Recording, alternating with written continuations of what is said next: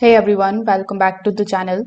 So if your Apple TV remote trackpad is not working or not responding properly, don't worry, this is a common issue.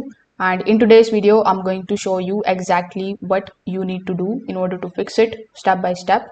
So first of all, you need to start with a quick system reset. For that, you just have to simply open the settings of your Apple TV. In the settings, look for the option of system. Now here, when you are inside the systems option, you just have to look for the option of restart. After restart, you just have to basically press and hold the back or the menu button plus volume up buttons on the remote for about 5 seconds to reconnect it. Wait for the on-screen confirmation, and this is going to basically refresh the connection between the remote and the Apple TV. Now you can also charge the remote and check the touch settings. So you need to check the power and the sensitivity.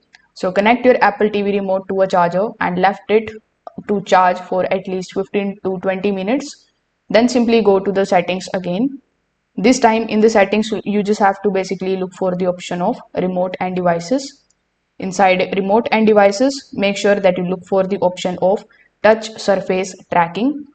Now, when you are inside it, you just have to basically adjust the sensitivity. So you will be given three different options: fast, medium, and slow. So you need to basically select it based on your preference.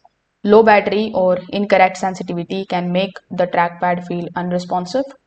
Now, if it still doesn't work, you can check the surface.